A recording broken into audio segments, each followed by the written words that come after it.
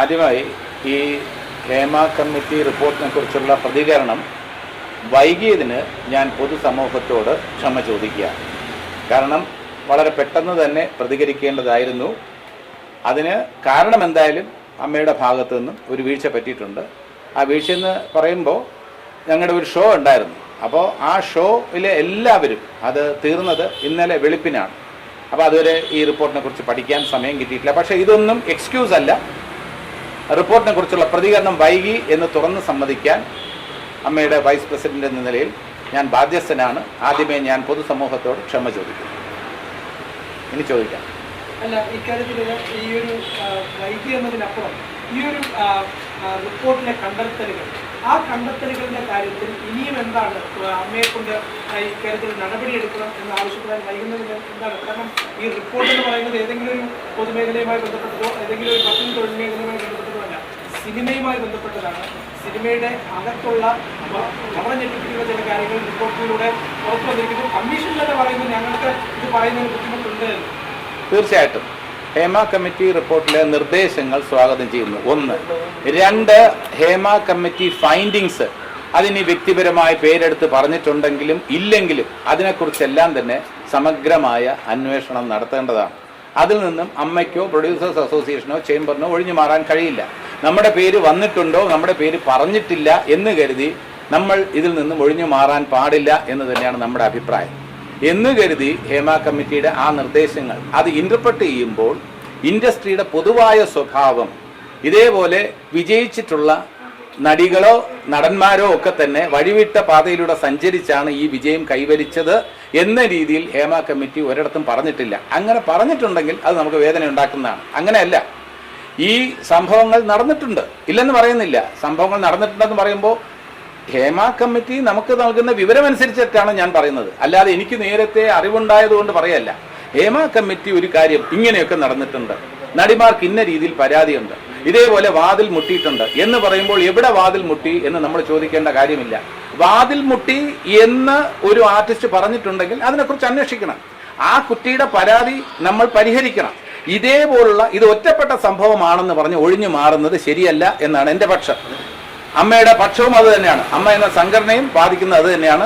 ഇത് ഒറ്റപ്പെട്ട സംഭവമാണെന്ന് പറഞ്ഞ് മാറ്റി നിർത്തുന്നത് ശരിയല്ല. മറിച്ച് ഈ ഒറ്റപ്പെട്ട സംഭവങ്ങൾ പോലും അത് അന്വേഷണത്തിന്റെ പരിധിയിൽ കൊണ്ടുവന്ന് ഇതിൽ കുറ്റക്കാരെ അവരെ മാതൃകാപരമായി ശിക്ഷിക്കണം എന്നാണ് എൻ്റെ വ്യക്തമായ അഭിപ്രായം. അതുകൊണ്ട് തന്നെ ഈ ഹേമ കമ്മിറ്റിയിലെ നിർദ്ദേശങ്ങൾ നമുക്ക് തീർച്ചയായിട്ടും വർഷങ്ങൾക്ക് മുമ്പ് നടന്ന സംഭവങ്ങളാണെങ്കിൽ പോലും ഇനിയും അത് ആവർത്തിക്കാതിരിക്കാൻ ഹേമ കമ്മിറ്റിയുടെ നിർദ്ദേശങ്ങൾ വഴി സഹായകമാകട്ടെ എന്നാണ് അമ്മ എന്ന അസോസിയേഷൻ ആഗ്രഹിക്കുന്നതും പ്രാർത്ഥിക്കുന്നത്. അപ്പൊ നമ്മൾ ഒരിക്കലും തൊഴിലിടത്ത് അമ്മയില് ഇതേപോലെ വർക്ക് ചെയ്യുമ്പോൾ ഇന്ന രീതിയിൽ നടന്നു എന്ന് പറയുമ്പോൾ പല തൊഴിലിടത്തും ഇത് ഇങ്ങനെയൊക്കെ നടക്കുന്നില്ലേ എന്ന ചോദ്യം അത് അപ്രസക്തമാണ്. അങ്ങനെ ചോദിക്കാൻ പാടില്ല എന്ന പക്ഷക്കാരനാണ് ഞാനിവിടെ സംസാരിക്കുമ്പോൾ അമ്മയിൽ അല്ലെങ്കിൽ ഇൻഡസ്ട്രിയിൽ മലയാളം സിനിമാ വ്യവസായത്തിൽ ഇങ്ങനെയൊക്കെ നടക്കുന്നുണ്ടെന്ന് പറയുമ്പോൾ അത് എല്ലായിടത്തും നടക്കുന്നില്ലേ എന്ന ചോദ്യം അത് പരിഷ്കൃത സമൂഹത്തിന് ചേർന്നതല്ല. നമ്മുടെ സമൂഹത്തിൽ അല്ലെങ്കിൽ നമ്മുടെ സിനിമാ വ്യവസായത്തിൽ ഇങ്ങനെയൊക്കെ നടക്കുന്നുണ്ട് എന്ന് പറയുമ്പോൾ തീർച്ചയായിട്ടും അത് ഭാവിയിൽ ആവർത്തിക്കാതിരിക്കാൻ നമുക്ക് എന്ത് ചെയ്യാൻ കഴിയും എന്നാണ് നമ്മൾ ആലോചിക്കേണ്ടത്. അതല്ലാതെ എല്ലായിടത്തും ഇത് നടക്കുന്നില്ലേ, ഇതിനൊരു പൊതുവൽക്കരണം കൊണ്ടുവരുന്നത് ശരിയല്ല. അത് അവിടെയൊക്കെ നടക്കുന്നു, ആ വ്യവസായത്തിൽ നടക്കുന്നു, ഓഫീസുകളിൽ നടക്കുന്നു, മാധ്യമങ്ങളിൽ നടക്കുന്നില്ലേ എന്ന ചോദ്യത്തിന് പ്രസക്തിയില്ല.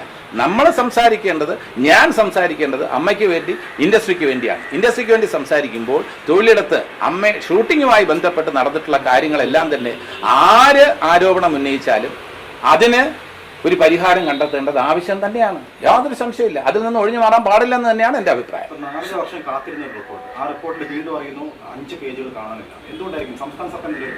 അല്ല, തീർച്ചയായിട്ടും അങ്ങനെ സംസ്ഥാന സർക്കാരിനെതിരെ എന്തെങ്കിലും പറയാൻ ഞാൻ തയ്യാറല്ല. പക്ഷേ ഈ പേജുകൾ എങ്ങനെയാണ് ഒഴിവാക്കപ്പെട്ടത്, എന്തുകൊണ്ട് ഒഴിവാക്കി എന്ന വിശദീകരണം സർക്കാർ നൽകേണ്ടി വരും.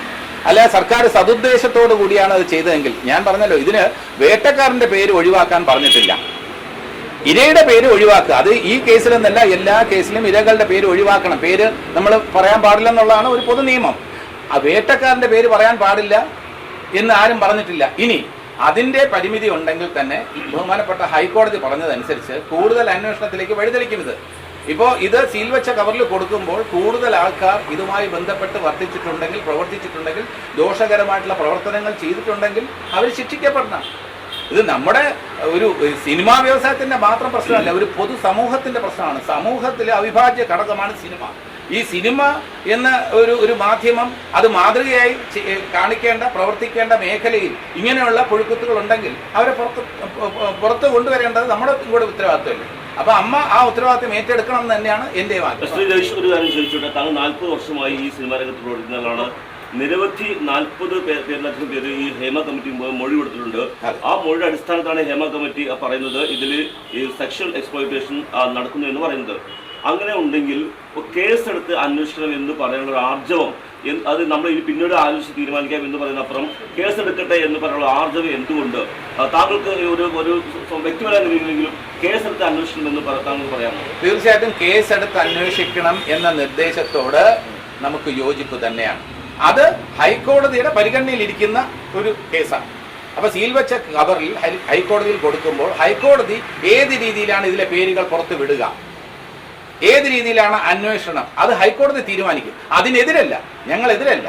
അങ്ങനെ പുറത്തു വരുന്നതിനും അവർക്കെതിരെ ശിക്ഷാ നടപടികൾ സ്വീകരിക്കുന്നതിനും ഞങ്ങളെതിരല്ല. പേര് പുറത്തു വരട്ടെ. പുറത്തു വന്നാൽ ഇതില് ഓരോരുത്തർക്കും ഗോസിപ്പ് നടത്താനുള്ള അവസരമാണ് കുറയുക. ഇപ്പോ പേര് പുറത്തു വന്നില്ലെങ്കിൽ അത് ഇന്നാരായിരിക്കും, ആ നടി പറഞ്ഞിട്ടുള്ളത് ഇന്നാരെ കുറിച്ചാണ് എന്നുള്ളൊരു സംഭവം വരും. അപ്പൊ അതിനേക്കാളും നല്ലത് പേര് പുറത്തു വരട്ടെ. അതിന് ഹൈക്കോടതി അനുവദിക്കുമെങ്കിൽ തീർച്ചയായിട്ടും പേര് പുറത്തു വരട്ടെ. ഹൈക്കോടതി അനുവദിക്കുമെങ്കിൽ അവർക്കെതിരെ നിയമ നടപടികൾ വരട്ടെ. ഹൈക്കോടതി തീരുമാനിക്കുകയാണെങ്കിൽ അവർക്കെതിരെ ശിക്ഷ വരട്ടെ. ഇപ്പോ ആ കാര്യങ്ങളിൽ ഹൈക്കോടതിയാണ് മുൻകൈ എടുക്കേണ്ടതും തീരുമാനമെടുക്കേണ്ടതും. ഇപ്പൊ സർക്കാരിൽ നിന്നും അത് കോടതിയിലേക്ക് പോയിരിക്കുകയാണ്. അപ്പൊ കോടതി ഉചിതമായ തീരുമാനം എടുക്കുന്നത് ഞങ്ങൾക്ക് സ്വീകാര്യമായിട്ടുള്ള കാര്യമാണ്. അതിന് കോടതിക്ക് വേണ്ട സഹായങ്ങൾ ചെയ്യാൻ കോടതി ഞങ്ങളിൽ ആരെ വിളിച്ചിരുന്നാലും ഞങ്ങൾക്ക് അറിവുള്ള കാര്യം മൊഴിയായി രേഖപ്പെടുത്താൻ ഞങ്ങൾ തയ്യാറാണ്. ഒരുപാട് സ്ത്രീകൾ അവരുടെ ദുരനുഭവം വ്യക്തമാക്കിയിരിക്കുന്നു. പലരും അമ്മയിലോ മറ്റേതെങ്കിലും സംഘടനയിലോ അംഗങ്ങളാണ്. നമ്മുടെ വീട്ടിനകത്ത് വന്ന് നമ്മുടെ ഒരു ദുഃഖം പറയാൻ ഒരാൾക്ക് കഴിയുന്നില്ലെങ്കിൽ ആ വീട് സുരക്ഷിതമല്ല എന്നുള്ളതാണ് വ്യക്തമാകുന്നത്. അപ്പോൾ അമ്മയാണെങ്കിലും ഈ സിനിമയുമായി ബന്ധപ്പെട്ട മറ്റ് സംഘടനകളെ പോലും ഈ ആളുകൾ, ഈ ഹേമ കമ്മിറ്റിക്ക് മുമ്പിൽ പോയ ആളുകൾ വിശ്വാസത്തിൽ എടുക്കുന്നില്ല എന്നുള്ള ഒരു അർത്ഥം കൂടിയല്ലേ? അല്ല, അങ്ങനെ ഒരു മീനിങ് അതിൽ വരുന്നില്ല. കാരണം ഇങ്ങനെ പരിഭവം പറയാനുള്ള ഒരു വേദി ഒരുങ്ങിയത് ഈ ഹേമ കമ്മിറ്റി എന്നുള്ളൊരു കമ്മിറ്റി ഫോം ചെയ്തതോടുകൂടിയാണ്. ഹേമ കമ്മിറ്റി ഫോം ചെയ്തത് 5 വർഷങ്ങൾക്ക് മുമ്പാണ്. ഈ ഹേമ കമ്മിറ്റിയിൽ ഒരു എക്സാമ്പിൾ ഞാൻ പറഞ്ഞുതരാം.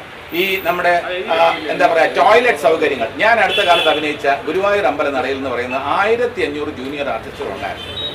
ഒരു 5-10 കൊല്ലം മുമ്പുള്ള ടോയ്ലറ്റ് ഫെസിലിറ്റീസ് അല്ല. അവിടെ ഈ 1500 പേർക്കും ടോയ്ലറ്റ് ഫെസിലിറ്റീസ് വളരെ നീറ്റായിട്ട് തന്നെ അറേഞ്ച് ചെയ്തിരുന്നു. അപ്പോൾ വർഷങ്ങൾക്ക് ശേഷം ഈ റിപ്പോർട്ടില് കാര്യങ്ങൾ വന്നതിന് ശേഷമുള്ള ഒരുപാട് കാര്യങ്ങളിൽ വളരെ അധികം മാറ്റങ്ങൾ ഉണ്ടായിട്ടുണ്ട് എന്ന് കരുതി ഹേമ കമ്മിറ്റിക്ക് മുമ്പാകെ കൊടുത്തിട്ടുള്ള മൊഴികൾ അപ്രസക്തമാണെന്ന് ഞാൻ പറയില്ല. 5 കൊല്ലം മുമ്പ് നടന്നാലും 10 കൊല്ലം മുമ്പ് നടന്നിരുന്നാലും അട്രോസിറ്റീസ്, ലൈംഗികമായ ചൂഷണം, അത് ഒരിക്കലും സ്വാഗതം ചെയ്യപ്പെടേണ്ട ഒരു കാര്യമല്ല. അതിന് നിയമ നടപടികൾ വരണം. ഇത് അമ്മ എന്ന് പറയുന്ന ഈ മെമ്പേഴ്സ് ഇനിയിപ്പോൾ ആരോപണങ്ങൾ ആർക്കെങ്കിലും നേരെ വന്നിട്ടുണ്ടെങ്കിൽ അവരെ അഗ്നിശുദ്ധി തെളിയിക്കട്ടെ. ജോലീഷ്, ഇതിലെ ഒരു പ്രധാനപ്പെട്ട കാര്യം, ഇത് 2 വർഷത്തിൽ നീണ്ടുന്ന ഒരു അന്വേഷണമാണ് നടന്നത്. പലരും തെളിവ് സഹിതം വാട്സപ്പ് മെസ്സേജ്, വീഡിയോ, അത് ഓഡിയോ തെളിവ് സഹിതം കൊടുത്തിട്ടുണ്ട്. ഇത്ര ഒരു സാഹചര്യം നിലനിൽക്കെ ഇനിയും ഇതേ ആളുകൾ, ഇതേ മൊഴി കൊടുത്തവർ വീണ്ടും പരാതി തന്നാലേ അന്വേഷിക്കൂ എന്ന സർക്കാർ നിലപാടിനോട് താങ്കൾ യോജിപ്പുണ്ടോ? ആവശ്യമുണ്ടോ? അല്ല, സർക്കാരിന്റെ ആ നിലപാട് ഹൈക്കോടതി അക്സെപ്റ്റ് ചെയ്തിട്ടില്ല. താങ്കൾക്ക് ഒരു അമ്മയുടെ വൈസ് പ്രസിഡന്റിനപ്പുറം താങ്കൾ വ്യക്തിപരമായി ഒരു സീനിയർ നടന്ന നിലയിൽ ഈ മൊഴി കൊടുത്തവർ വീണ്ടും പരാതി തന്നാൽ മാത്രമേ അന്വേഷിച്ച് കേസെടുക്കാൻ പാടുള്ളൂ എന്നതിനോട് യോജിക്കുന്നുണ്ടോ? അതിനോട് യോജിക്കുന്നില്ല. വീണ്ടും മൊഴി കൊടുക്കണമെന്ന് പറയുന്നത് അവരെ വേദനിപ്പിക്കുന്നതിന് തുല്യമാണ്. മൊഴി കൊടുത്തിട്ടുണ്ട്, അവർ ആ മൊഴിയിൽ ഉറച്ചു നിൽക്കുന്നു. ആ മൊഴി മാറ്റി പറയാൻ അവർ സന്നദ്ധരല്ലെങ്കിൽ നിയമ നടപടികളുമായിട്ട് മുന്നോട്ട് പോകണം. കേസെടുക്കണം. തീർച്ചയായിട്ടും ഇതിന് വന്നിട്ടുള്ള അതിന് കോടതി വിധി അനുസരിച്ചാണ് കേട്ടോ. ഇത് സബ്ജക്റ്റീസ് ആവരുത്. കോടതി പറയുകയാണ്, വ്യക്തമായ കോടതിക്ക് ബോധ്യമുണ്ടെങ്കിൽ അവർക്കെതിരെ നടപടി വരട്ടെ. അവർക്കെതിരെ നടപടി വന്നാൽ, അവർക്കെതിരെ കേസ് ഇനിഷ്യേറ്റ് ചെയ്യാൻ കോടതി പറഞ്ഞാൽ അമ്മ ഈ അംഗങ്ങൾക്കെതിരെ അച്ചടക്ക നടപടി സ്വീകരിക്കും. ഉറപ്പാണ്. കോടതി പറയുകയാണ് ഇതില് ഇന്നാർക്കെതിരെ കേസ് നടപടികൾ അല്ലെങ്കിൽ കേസ് എടുക്കണം എന്ന് കോടതി പറഞ്ഞാൽ ആ നിമിഷം അച്ചടക്ക നടപടി അമ്മയുടെ ഭാഗത്തു നിന്നുണ്ടാകും. റിപ്പോർട്ടിലെ പ്രധാന ചൂണ്ടിക്കാണിക്കലാണ് ഈ പവർ ഗ്രൂപ്പ്. ഇപ്പോൾ AMMയുടെ പ്രസ് മീറ്റ് കഴിഞ്ഞപ്പോൾ അങ്ങനെ ഒന്നും ഇല്ല എന്നാണ് പറഞ്ഞത്. അല്ലെ പവർ ഗ്രൂപ്പ് എന്ന് പറയുന്നത് ഇത് ആലങ്കാരികമായിട്ടുള്ള ഒരു പദമാണ്. പവർ ഗ്രൂപ്പ് എന്ന് പറഞ്ഞ് എവിടെയെങ്കിലും നിങ്ങൾ ഇതുവരെ കേട്ടിട്ടില്ലല്ലോ. അപ്പോൾ അത് ആലങ്കാരികമായിട്ടുള്ള ഒരു പദമാണ്. പവർ ഗ്രൂപ്പ് എന്ന് പറഞ്ഞാൽ ഇൻഫ്ലുവൻഷ്യൽ ഗ്രൂപ്പ് എന്നൊക്കെ ആയിരിക്കാം ഉദ്ദേശിച്ചിട്ടുള്ളത്, ഈ പറഞ്ഞിട്ടുള്ളത്. അപ്പോൾ ജസ്റ്റിസ് ഹേമ എന്ന് പറയുമ്പോൾ അവർ വളരെ ഇൻഫ്ലുവൻഷ്യൽ ആയിട്ടുള്ള ഒരു പൊസിഷനിൽ ഇരുന്ന ഒരു വനിതയാണ്. അപ്പോൾ അവരെ സംബന്ധിച്ചിടത്തോളം പവർ ഗ്രൂപ്പ് എന്നുള്ള ആലങ്കാരികമായിട്ടുള്ള ഒരു പദമായിട്ട് കണക്കാക്കുന്നുള്ളൂ. അല്ലെങ്കിൽ നിങ്ങൾക്ക് തന്നെ അറിയാം ഇതുവരെ ഇല്ലാത്തൊരു പദമാണ് പവർ ഗ്രൂപ്പ്, ഞാൻ കേട്ടിട്ടില്ല. അപ്പോൾ ഇങ്ങനെ വന്ന് ഇൻഫ്ലുവൻഷ്യൽ ഗ്രൂപ്പ് അല്ലെങ്കിൽ ഈ വ്യവസായത്തെ നിയന്ത്രിക്കാൻ കഴിവുള്ള പ്രബലമായ ശക്തന്മാരുടെ ഒരു ഗ്രൂപ്പ്, ആധിപത്യം എന്നായിരിക്കും ഉദ്ദേശിച്ചത്. അത് കേട്ട ഒരു വാക്കുണ്ട്, എപ്പോഴും ചലച്ചിത്ര മേഖലയിൽ മാഫിയ സംഘങ്ങൾ പ്രവർത്തിക്കുന്നു എക്കാലം കേൾക്കുന്നൊരു വാക്ക്. അല്ല, മാഫിയ അങ്ങനെ ഒരു മാഫിയ ഉണ്ടെന്ന് എനിക്ക് തോന്നിയിട്ടില്ല. മാഫിയ ഏതെങ്കിലും തരത്തിൽ ഇത് ഒരുപാട് കോടികൾ മുടക്കിയിട്ടുള്ള വ്യവസായമാണ്. അവിടെ മാഫിയ എന്നൊക്കെ പറയില്ല. ഒരു കാസ്റ്റിങ്ങിലാണെങ്കിൽ ശരി, ഒരു റോളിന് എനിക്ക് പറ്റിയ റോളാണെങ്കിൽ എന്നെ വിളിക്കും, അത് സിദ്ദിഖിനെ പറ്റിയാണെങ്കിൽ സിദ്ദിഖിനെ വിളിക്കും, അത് ഞാൻ പരിഭവിച്ചിട്ട് കാര്യമില്ല. അപ്പോൾ അത്തരത്തിലുള്ള കാസ്റ്റിംഗ് അത് വനിതകളുടെ കാര്യത്തിൽ നിന്നായിരുന്നാലും പിന്നെ പരിഭവങ്ങളുണ്ടാവും. പിന്നെ കാസ്റ്റിംഗ് കൗച്ച് എന്നൊക്കെ പറയുന്നത് ചില വനിതകൾക്ക് അങ്ങനെയുള്ള അനുഭവങ്ങൾ ഉണ്ടായിട്ടുണ്ട്. അവരത് പറയുമ്പോൾ അവർക്കത് പറയാൻ അവകാശം എന്താ? അന്ന് പറയേണ്ടതല്ലേ എന്ന് ചോദിക്കാൻ ഞാൻ ആളല്ല. അവർക്ക് എന്ന് വേണമെങ്കിലും പരാതി രേഖപ്പെടുത്താം. ഇനിയും കൂടുതൽ പരാതികൾ വന്നേക്കാം. അതിനെ ഒക്കെ തന്നെ നമ്മൾ നോക്കേണ്ടത് ഈ ഹേമ കമ്മിറ്റി എന്ന് പറയുന്നത് ഞാൻ കാണുന്നത്, അല്ലെങ്കിൽ അമ്മയുടെ വൈസ് പ്രസിഡന്റ് എന്ന നിലയിൽ ഞാൻ കാണുന്നത്, ഇൻഡസ്ട്രി എങ്ങനെ മെച്ചപ്പെടുത്തി കൊണ്ടുപോകാം. ഇനി ഇത്തരം പരാതികൾ ഇതേപോലെ മാധ്യമങ്ങൾ ഇതേപോലെ നിന്ന് ചൂഷണത്തെക്കുറിച്ച്, സ്ത്രീകൾക്ക് നേരെ നടക്കുന്ന ചൂഷണത്തെക്കുറിച്ച് ഇനിയും ഇതേപോലെ ഒരു വിശദീകരണം നടത്താൻ എനിക്ക് ഇടവരാതിരിക്കട്ടെ എന്നുള്ളതാണ് എന്റെ പ്രാർത്ഥന. ശ്രീ രതീഷ്, ഒരു കാര്യം, ഇപ്പൊ താങ്കൾ പറഞ്ഞു ഹൈക്കോടതി ഇന്ന ആളുകൾക്കെതിരെ കേസെടുക്കണമെന്ന് പറഞ്ഞാൽ ഉടൻ തന്നെ അമ്മ അവർക്കെതിരെ നടപടിയെടുക്കുന്നു താങ്കൾ പറഞ്ഞു. പക്ഷേ അമ്മയുടെ ഒരു ചരിത്രം പരിശോധിച്ചാൽ മുമ്പ് പല സംഭവങ്ങളും ഉണ്ടായിട്ടുണ്ട്. ഇപ്പൊ ദിലീപിന്റെ ഇഷ്യൂ വന്നിട്ടുണ്ട്, അലൻസിയുടെ വന്നിട്ടുണ്ട്, വിജയബാബുവിന്റെ വന്നിട്ടുണ്ട്, അവർക്കെല്ലാം കേസെടുത്തിട്ടുണ്ട്. അപ്പോഴൊന്നും ഒരു നടപടി പോലും അമ്മയുടെ ഭാഗത്തുണ്ടായിട്ടില്ല. മാത്രമല്ല ദിലീപിന്റെ കാര്യത്തിലാണെങ്കിൽ തുടക്കത്തിൽ നിന്ന് പുറത്താക്കി, പക്ഷേ അദ്ദേഹത്തെ വീട് തിരിച്ചെടുക്കുക ചെയ്തിട്ടുണ്ട്. അല്ല, ആ കേസിൽ തന്നെ ദിലീപിന്റെ കേസിൽ ദിലീപ് രാജിവെക്കുകയാണ് ഉണ്ടായത്. അപ്പൊ അമ്മയുമായി ബന്ധപ്പെട്ട് പ്രവർത്തിക്കാൻ പാടില്ല എന്നൊരു പൊതുസമൂഹത്തിൽ നിന്ന് നിർദ്ദേശം വന്നപ്പോൾ ഒന്നുകിൽ പുറത്താക്കാൻ സ്വയം മാറിയ ഒരാൾക്ക് നേരെ വീണ്ടും അച്ചടക്ക നടപടി എടുക്കേണ്ട കാര്യമില്ല. അപ്പൊ അത് വളരെ അമിക്കബിളായിട്ടുള്ള സെറ്റിലായ ഒരു വിഷയമാണ്. അല്ല, മനസ്സിലായി. അതെ, സംഘടനയിൽ അങ്ങനെ ഒരു തീരുമാനം വരുന്നതിന് മുമ്പ് അദ്ദേഹം രാജിവെച്ചു. അപ്പൊ രാജിവെച്ച ഒരാളെ പുറത്താക്കേണ്ട കാര്യമില്ല. അപ്പൊ അതിന് ധാർമ്മികമായി ഒരു നിലപാടെന്ന് പറയുന്നത് അമ്മ രാജിവെച്ച ഒരാൾക്കെതിരെ നടപടി സ്വീകരിക്കേണ്ട കാര്യമില്ല. പിന്നെ ഈ വിഷയത്തിലും കോടതി പറയുന്നതാണ് അന്തിമമായ വാക്ക്. ദിലീപ് നടിയെ ആക്രമിച്ച കേസിലും കോടതി വിധി കാത്തിരിക്കുകയാണ് ജനങ്ങൾ. അപ്പോൾ നിരപരാധിയാണെന്ന് പറഞ്ഞാൽ അങ്ങനെ, അപരാധിയാണെന്ന് പറഞ്ഞാൽ അങ്ങനെ. ഇതിനകത്ത് ഏതെങ്കിലും ഒരു പക്ഷം പിടിച്ച് നമ്മൾ സംസാരിക്കുന്നത് ശരിയല്ല. നടിയുടെ ഭാഗത്തു നിന്നും, ആക്രമിക്കപ്പെട്ട നടിയുടെ ഭാഗത്തു നിന്നും നീതി കിട്ടണം എന്ന കാര്യത്തിൽ അമ്മ ഉറച്ചു നിൽക്കുന്നു. ഇനി ആരാണ് കുറ്റവാളി എന്ന കാര്യത്തിൽ കോടതി തീരുമാനിക്കും. അപ്പോൾ തീരുമാനിക്കുമ്പോൾ ആ കോടതിയുടെ നിയമം അനുസരിക്കാൻ നമ്മളെല്ലാവരും ബാധ്യസ്ഥരാണ്. അത് സിനിമാക്കാർ മാത്രമല്ല, കേരളത്തിലെ എല്ലാവരും, അല്ലെങ്കിൽ ലോകത്തുള്ള എല്ലാവരും ആ കോടതി വിധി അനുസരിച്ചേ പറ്റുള്ളൂ. കാര്യങ്ങൾ അമ്മയിൽ മാത്രം നിൽക്കുന്നില്ല. ആത്മാ പ്രസിഡന്റിനെതിരെയും പരാമർശമുണ്ട് ഈ കമ്മിറ്റിയുടെ റിപ്പോർട്ടിൽ. ആത്മാ പ്രസിഡന്റ് സംസ്ഥാന മന്ത്രിസഭയിലെ ഒരു അംഗം കൂടിയാണ്.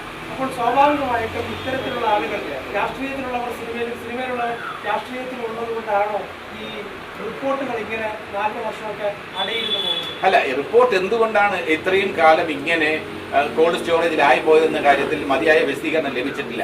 അത് ഇൻഫർമേഷൻ, അത് അങ്ങനെ റൈറ്റ് ടു ഇൻഫർമേഷൻ പ്രകാരം ഇത് ഇപ്പോൾ പുറത്തുവിടണ്ട എന്ന് പറഞ്ഞത് കൊണ്ടാണ് ഇങ്ങനെ കോൾഡ് സ്റ്റോറേജിലായതെന്നൊരു വിശദീകരണമുണ്ട്. അങ്ങനെയാണെങ്കിൽ തന്നെ റിലീസ് ചെയ്യാമായിരുന്നു എന്ന പക്ഷമുണ്ട്. അതിന്റെ നിയമവശങ്ങൾ പറയാൻ ഞാൻ ആളല്ല. പക്ഷേ ഇത്രയും നാൾ ഇങ്ങനെ വയ്ക്കാൻ പാടില്ലായിരുന്നു. 5 വർഷം മുമ്പ് അതിനും മുമ്പ് നടന്ന കാര്യങ്ങളെ കുറിച്ചുള്ള ഒരു സമഗ്ര പഠനം നടത്തിയതിനു ശേഷം അതിന്റെ ഫൈൻഡിങ്സ് വീണ്ടും 5 വർഷത്തിന് ശേഷം വരുമ്പോൾ ഔട്ട്ഡേറ്റഡ് എന്ന് പറയില്ല, അതിലെ വിഷയങ്ങൾക്ക് പ്രസക്തിയുണ്ട്. പക്ഷേ നമ്മളിത് അന്ന് തന്നെ പ്രസിദ്ധീകരിച്ചിരുന്നെങ്കിൽ ഈ കാര്യങ്ങൾക്കെല്ലാം ഇന്നെത്തുമ്പോൾ ഒരുപാട് കാര്യങ്ങൾക്ക് പരിഹാരം ഉണ്ടാകുമായിരുന്നു. ഈ 5 വർഷം ഈ കോൾഡ് സ്റ്റോറേജിലിരുന്ന പീരീഡ്, ആ പീരീഡിൽ ഇപ്പൊ നടിമാര് ആരോപണം ഉന്നയിക്കുന്നുണ്ടെങ്കിൽ ഈ നടിമാരുടെ ആരോപണം ഇന്നുണ്ടാകുമായിരുന്നില്ല. 5 വർഷം മുമ്പ് ഇത് പുറത്തിറങ്ങിയിരുന്നെങ്കിൽ ഈ റിപ്പോർട്ട് തയ്യാറാക്കിയതിനു ശേഷമുള്ള അല്ലെങ്കിൽ ഇന്ന് വരെയുള്ള ഈ പീരീഡിൽ നിങ്ങൾ പറയുന്നു അഭിനേത്രികൾക്ക് കുറച്ചു പേർക്ക് പരാതിയുണ്ട്, ആ പരാതി ഉണ്ടാകുമായിരുന്നില്ല. ഇപ്പോൾ ഒരു ഭയമുണ്ട്. ഹേമ കമ്മിറ്റി റിപ്പോർട്ട് പുറത്തു വന്നതിന് ശേഷം ഇൻഡസ്ട്രിയിൽ ഇങ്ങനെയൊക്കെ വന്നാൽ ഇത് ചോദിക്കാനും പറയാനുമൊക്കെ ഇവിടെ ഒരു സംവിധാനമുണ്ട്, സംഘടനകളുണ്ട്, കോടതിയുണ്ട്, ഇതേപോലുള്ള കമ്മിറ്റികളുണ്ടാവും, സർക്കാരുണ്ടാവും എന്ന ഭയം എല്ലാവരിലും ഉണ്ട്. തെറ്റ് ചെയ്യുന്നവരുടെ മനസ്സിൽ കൂടുതലുണ്ടാവും. താങ്കൾ അമ്മയുടെ വൈസ് പ്രസിഡന്റാണ്. ഈ ജനറൽ സെക്രട്ടറി എന്ന നിലയിൽ സിദ്ദീഖ് കുറച്ചുകൂടി ശക്തമായ ഒരു നിലപാട് സ്വീകരിക്കേണ്ടിയിരുന്നു എന്ന് തോന്നുന്നുണ്ടോ? അത് ഞങ്ങൾ ഒറ്റക്കെട്ടായിട്ട് മൂവ് ചെയ്യുമ്പോൾ ജനറൽ സെക്രട്ടറിയെ കുറിച്ച് എന്തെങ്കിലും രീതിയിലുള്ള ഒരു പരാതിയോ പരിഭവം പറയുന്നത് ശരിയല്ല. നമ്മൾ ഒറ്റക്കെട്ടായി എടുത്ത തീരുമാനമാണ്, ഈ എക്സിക്യൂട്ടീവിന്റെ തീരുമാനമാണ്. അത് നമ്മൾ ഫോണിലൂടെയൊക്കെ നിർദ്ദേശിച്ച് നിങ്ങളിൽ പലരും എന്നെ ഇടതടവില്ലാതെ വിളിക്കുന്നുണ്ടായിരുന്നു. അപ്പോഴൊക്കെ ഞാൻ പറഞ്ഞു എക്സിക്യൂട്ടീവ് കമ്മിറ്റിയുടെ ഒരു ധാരണയിലെത്തിയതിനു ശേഷം മാത്രമേ ഞാൻ മാധ്യമങ്ങളെ അഭിമുഖീകരിക്കൂ എന്ന് പറഞ്ഞു. അപ്പോൾ അതിനുശേഷം ധാരണയിലെത്തിയ ബഹുമാനപ്പെട്ട പ്രസിഡന്റും ജനറൽ സെക്രട്ടറിയും ഒക്കെ ഞങ്ങളോട് ചോദിച്ചിട്ട് ഞങ്ങളുടെയും കൂടെ അഭിപ്രായം കണക്കിലെടുത്തിട്ടാണ് വ്യക്തമായ ഒരു തീരുമാനം സിദ്ദീഖ് പറഞ്ഞിട്ടുള്ളത്. ആ പറഞ്ഞതിൽ ഏതെങ്കിലും കാര്യത്തിൽ നിങ്ങൾക്ക് എന്തെങ്കിലും രീതിയിൽ സംശയങ്ങളുണ്ടെങ്കിൽ അത് ക്ലാരിഫൈ ചെയ്യാനും കൂടിയാണ് ഞാൻ ഇവിടെ നിൽക്കുന്നത്. ഒരു കാര്യം കൂടി, ഈ ആക്രമിക്കപ്പെട്ട ഈ നടിയോട് അമ്മ പുലർത്തിയ സമീപനം അത് ശരിയായ സമീപനമായിരുന്നു എന്ന് ജഗദീഷ് ഇപ്പോൾ തോന്നുന്നുണ്ട്. അല്ല, ഞാൻ പറഞ്ഞില്ല, അതിന് വ്യക്തമായ നിലപാടാണ്. ആക്രമിക്കപ്പെട്ട നടിയുടെ കാര്യത്തിൽ നീതി കിട്ടണം, അതില് തീർച്ചയായിട്ടും യഥാർത്ഥ പ്രതികൾ ശിക്ഷിക്കപ്പെടണം. അതാരാണെന്ന് കോടതി വളരെ സമയമെടുത്താണ്, കൂടുതൽ സമയമെടുത്താണ് അതിന്റെ വാദങ്ങളൊക്കെ നടക്കുന്നത്. വീണ്ടും വീണ്ടും അതിന്റെ പല വശങ്ങളും അന്വേഷിക്കുന്നുണ്ടെന്നാണ് ഞാൻ മനസ്സിലാക്കുന്നത്. ഇല്ലെങ്കിൽ ഇത്രയും നീണ്ടുപോയ ഒരു സംഭവം ഇല്ല. അപ്പോൾ സ്വാഭാവികമായിട്ടും നീതി കിട്ടും എന്ന് തന്നെയാണ് എന്റെ വിശ്വാസം. ഇതില് ഈ ആത്മാ പ്രസിഡന്റ് എന്നല്ല, അമ്മയുടെ പ്രസിഡന്റ് എന്നല്ല, നമ്മൾ ഇതിനകത്ത് ആരോപണങ്ങൾ ആർക്ക് നേരെ വന്നിരുന്നാലും അത് അന്വേഷിക്കപ്പെടണം, അത്രേ ഉള്ളൂ. അതല്ലാതെ അത് ആരെന്ന് മനസ്സിലാക്കാതെ നമുക്ക് പറയില്ല. വ്യക്തിപരമായി ഇപ്പോൾ എന്താ പറയാ, അമ്മയുടെ പ്രസിഡന്റിനെതിരെയോ ജനറൽ സെക്രട്ടറിയെതിരെയോ വൈസ് പ്രസിഡന്റായ എനിക്കെതിരെയോ ഒരു ആരോപണം വന്നിട്ടില്ല. ഏതെങ്കിലും രീതിയിൽ ആരോപണം ഉണ്ടെന്ന് നിങ്ങൾക്ക് എന്തെങ്കിലും അറിവ് ലഭിച്ചിട്ടുണ്ടെങ്കിൽ നിങ്ങൾക്ക് ഉത്തരം നൽകാൻ ഞാൻ ബാധ്യസ്ഥനാണ്. ഈ വാർത്താസമ്മേളനത്തിലുടനീളം അമ്മയുടെ വാർത്താസമ്മേളനത്തിലുടനീളം കേട്ട ഒരു വാക്കുണ്ട്, ഒറ്റപ്പെട്ട സംഭവങ്ങൾ. ഇതെല്ലാം കൂടി ഒറ്റപ്പെട്ടതാണ്. 100-400 സംഭവങ്ങൾ ഒറ്റപ്പെട്ടതായിട്ട് അല്ല, ഇത് ഒറ്റപ്പെട്ട സംഭവം എന്ന് വിശദീകരിക്കുന്നത് അതിനോട് വ്യക്തിപരമായി എനിക്ക് യോജിപ്പില്ല. അത് ഒരു രക്ഷപ്പെടലാണ്. ഒറ്റപ്പെട്ട സംഭവമാണെങ്കിൽ തന്നെ, ഒരു സംഭവമാണെങ്കിൽ പോലും അതിനെതിരെ നടപടി വേണമെന്ന പക്ഷക്കാരനാണ് ഞാൻ. ഈ സാധാരണ രാഷ്ട്രീയത്തിൽ എന്ത് നടക്കുമ്പോഴും, ഒരു അക്രമം നടക്കുമ്പോൾ ഭരണപക്ഷം പറയും അത് ഒറ്റപ്പെട്ട സംഭവമാണ്, പ്രതിപക്ഷം പറയും ഒറ്റപ്പെട്ട സംഭവമല്ല, അത് ഇന്ന രീതിയിലാണ്. അത് മാറി മാറി വരുന്ന രാഷ്ട്രീയം, ആ രാഷ്ട്രീയം ഇതിനകത്തില്ല. ഇതിനകത്ത് ഒറ്റപ്പെട്ട സംഭവമാണെങ്കിലും അത് 50 പേർക്ക് പരാതി ഉള്ളെങ്കിലും 70 പേർക്ക് പരാതി ഉള്ളെങ്കിലും 5 പേർക്ക് മാത്രമേ പരാതി ഉള്ളെങ്കിൽ പോലും അത് അന്വേഷിക്കപ്പെടേണ്ടതാണ്. അതിൽ പുകമറ സൃഷ്ടിക്കാൻ പാടില്ല. നമ്മൾ ഇൻഡസ്ട്രിയിൽ എല്ലാവരും ഐക്യത്തോടെ പോകുന്നു, എല്ലായിടത്തും എക്സ്പ്ലോയിറ്റേഷൻ ആണെന്ന് പറഞ്ഞാൽ അത് ശരിയാവില്ല. അത് വ്യക്തിപരമായി തന്നെ ഞാൻ നിങ്ങളോട് പറയുന്നു, സത്യസന്ധമായി പറയുന്നു. അങ്ങനെ എല്ലായിടത്തും എക്സ്പ്ലോയിറ്റേഷൻ ഇല്ല, അത് നിങ്ങൾക്കും അറിയാം. നിങ്ങൾ എന്തുകൊണ്ടാണ് ഇത്രയും ജാഗ്രതയോടെ ചോദിക്കുന്നത്? ഇത് എല്ലാവരെയും ഞെട്ടിച്ച കുറേ വാർത്തകളുണ്ട്. അതുകൊണ്ടാണ് നിങ്ങൾ ഇത്രയും കൺസേൺഡ് ആവുന്നത്. ആ കൺസേൺ നല്ലത് തന്നെയാണ്. മാധ്യമങ്ങളെ ഒരു കാരണവശാലും ഞാൻ കുറ്റപ്പെടുത്തില്ല. ഞാനൊരു മാധ്യമ പ്രവർത്തകനാണെങ്കിൽ നിങ്ങൾ ഈ ചോദിച്ച കാര്യങ്ങളെല്ലാം ഞാൻ ചോദിക്കും. അത് ചോദിക്കേണ്ടത് നിങ്ങളുടെ ഉത്തരവാദിത്വമാണ്. പക്ഷേ ആ കൺസേൺ നമുക്ക് ഒരുമിച്ച് സൊല്യൂഷൻ കണ്ടെത്താം. മാധ്യമങ്ങളും നിങ്ങൾ ഇതേപോലെ ഇനി എവിടെയെങ്കിലും എന്തെങ്കിലും അട്രോസിറ്റീസ് നടക്കുന്നുണ്ടെങ്കിൽ അത് നിങ്ങൾ ധൈര്യമായിട്ട് ഇതേപോലെ ചൂണ്ടിക്കാണിക്കും. അതിന് പരിഹാരം കാണാൻ അമ്മയുടെ ഭാഗത്തു നിന്നും അല്ലെങ്കിൽ ഫിലിം ഇൻഡസ്ട്രിയുടെ ഭാഗത്തു നിന്നും ശ്രമങ്ങൾ ഉണ്ടാവും. ശ്രമങ്ങൾ ഉണ്ടായില്ലെങ്കിൽ ഇതേപോലുള്ള കാര്യങ്ങൾ നമ്മൾ ജനങ്ങളിൽ നിന്ന് ഫേസ് ചെയ്യേണ്ടി വരും. എല്ലാവരെയും ഞെട്ടിച്ചു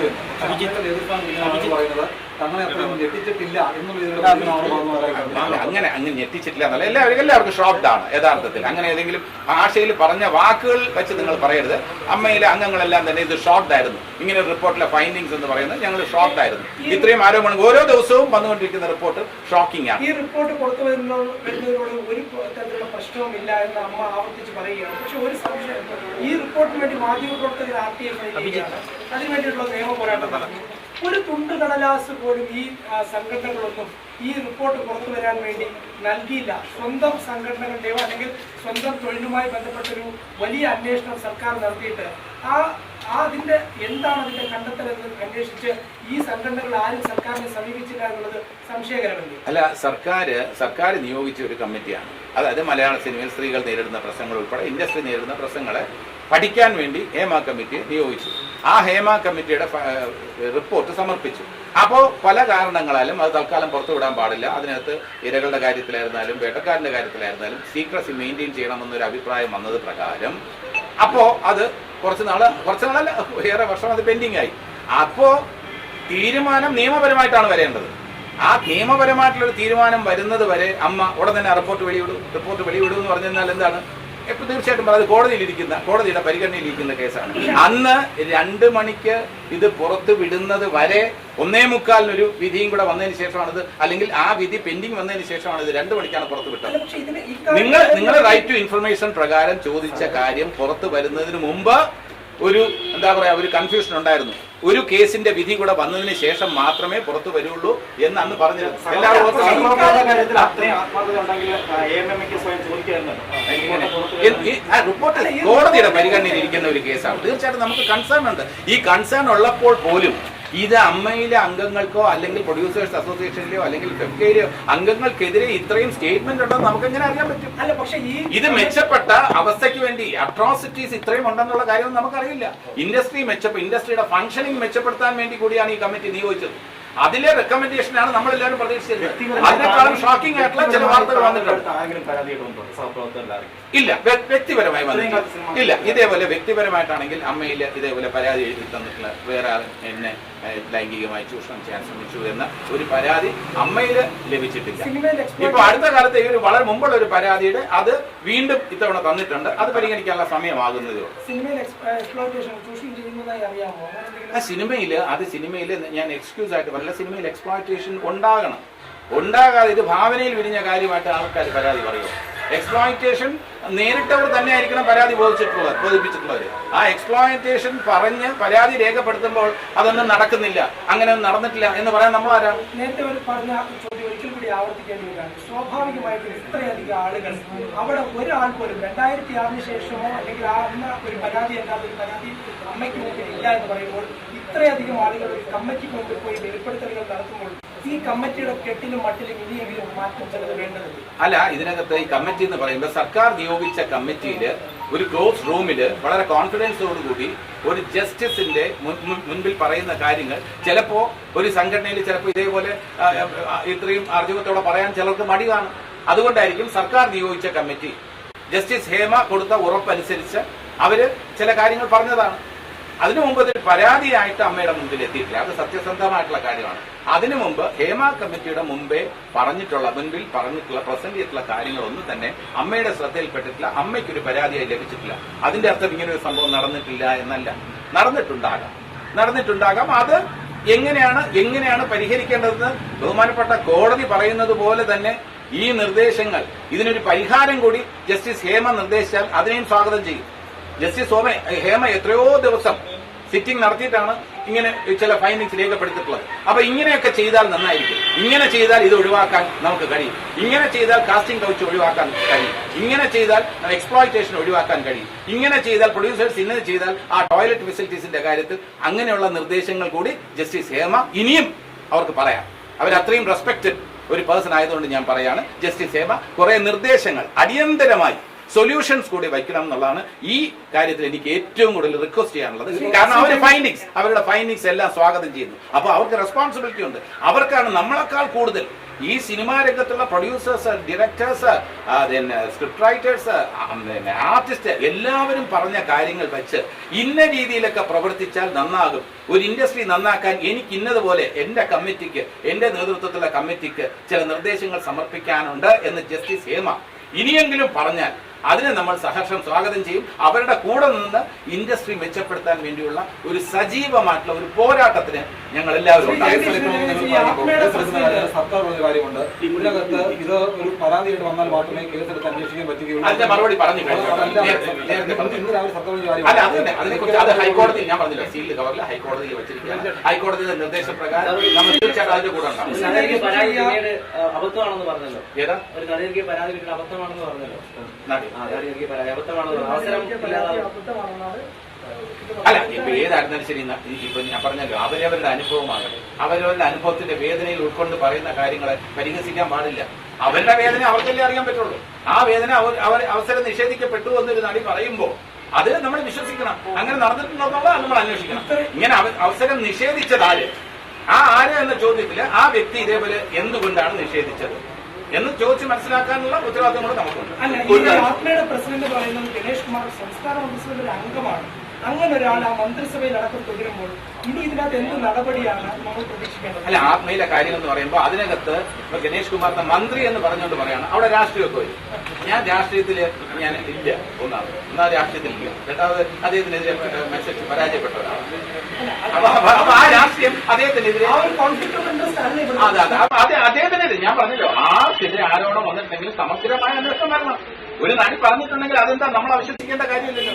ആ നടി പറഞ്ഞ കാര്യങ്ങൾ മീഡിയ വിശ്വസിക്കുന്നു. പിന്നെ നമ്മൾ അവിശ്വസിക്കേണ്ട കാര്യം എന്താ? നിങ്ങൾക്ക് ബോധ്യമുണ്ടെങ്കിൽ തീർച്ചയായിട്ടും ഞങ്ങൾ നിങ്ങളുടെ കൂടെയാണ്.